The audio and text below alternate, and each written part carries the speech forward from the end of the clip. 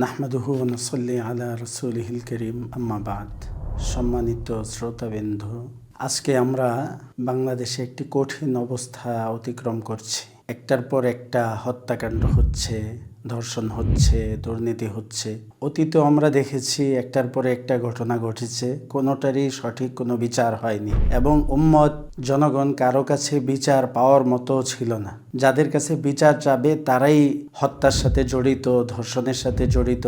আজকেও দেখি যে যাদের ক্ষমতা আছে, দেশের হর্তাকর্তা হবে বলে আশা করা যায়, তারাই এগুলোর সাথে জড়িত।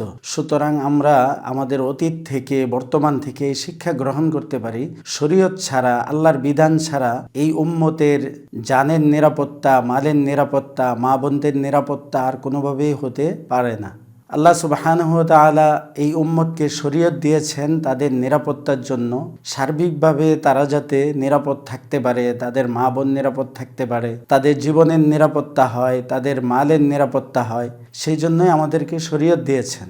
ওয়ামান ইয়াকতুল মুমিনাম মুতাআম্মিদা, যে ব্যক্তি কোনো মোমেনকে ইচ্ছা করে হত্যা করবে, ফাজাযাউহু জাহান্নাম, তার প্রতিদান হলো জাহান্নাম। ওয়া গযিবাল্লাহু আলাইহি, আল্লাহর গজব তার উপর। ওয়া লাআনাহু, এবং তার জন্য আল্লাহর লানত। ওয়া আ'আদ্দা লাহু আযাবান আযীমা, এবং তার জন্য বিরাট শাস্তি নির্ধারণ করে রেখেছেন।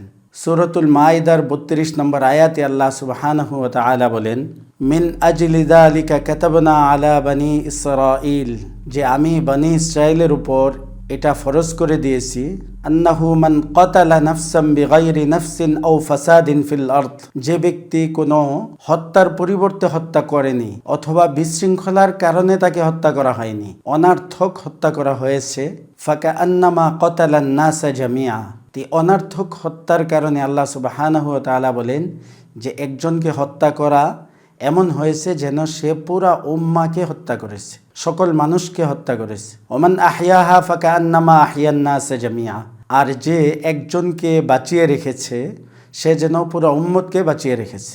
যেমন আল্লাহ সুবহানাহু ওয়া তাআলা সূরাতুল বাকারার 178 নম্বর আয়াতে বলেন, ইয়া আইয়ুহাল্লাযীনা আমানু কুতিবা আলাইকুমুল কিসাসু ফিল কতলা, হে ঈমানদারগণ, নিহত ব্যক্তির ব্যাপারে কিসাসকে ফরজ করা হয়েছে, অর্থাৎ যাকে হত্যা করা হয়েছে তার পক্ষ থেকে হত্যাকারীর বিচার হলো হত্যা। এবং সূরাতুল বাকারার 179 নম্বর আয়াতে আল্লাহ সুবহানাহু ওয়া তাআলা বলেন, ওয়ালাকুম ফিল কিসাসি হায়াত, এই কিসাসের মধ্যে তোমাদের জন্য জীবন রয়েছে। তো আমরা দেখতে পারি যে আল্লাহ সুবহানাহু ওয়া তাআলা আমাদের জন্য শরিয়ার মধ্যে, কোরআনুল কারীমের মধ্যে যে বিধান দিয়েছেন, এই বিধান যদি বাস্তবায়িত হয় তাহলে প্রত্যেকটা হত্যার বিচার হবে, ধর্ষণের বিচার হবে, ডাকাতির বিচার হবে, দুর্নীতির বিচার হবে, উম্মত শান্তিতে থাকবে। তো উম্মতের এখন বোঝা দরকার যে আমাদের শরীয়ত ছাড়া কোথাও নিরাপত্তা নাই, না আমাদের জানের নিরাপত্তা আছে, না আমাদের মালের নিরাপত্তা আছে, না আমাদের মা বোনদের নিরাপত্তা আছে, না আমাদের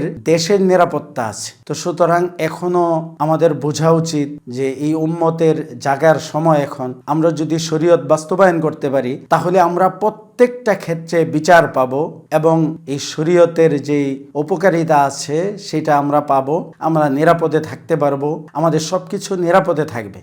আমরা আজকে দেখি পৃথিবীর যেখানেই যতটুকু শরিয়া তারা প্রতিষ্ঠা করেছে এতটুকু শান্তিতে তারা আছে। কোনো দেশে সারা বছরে একটা হত্যাকাণ্ড ঘটে না, কারণ তারা শরীয়ী বিচারকে বাস্তবায়ন করেছে, শরীয়ত মতে বিচার হচ্ছে। তো সুতরাং ভাইদেরকে আমি বলবো, পুরা উম্মতকে আমি বলবো যে আজকে আমরা শরীয়ত ছাড়া কোথাও নিরাপত্তা পাচ্ছি না, পাবো না। আমরা শরীয়তের দিকে ফিরে আসি, আল্লাহর দ্বীনের দিকে ফিরে আসি। ইনশাআল্লাহ এই পৃথিবীটা হবে আমাদের জন্য জান্নাত। আল্লাহ তাআলা আমাদেরকে তৌফিক দান করুন।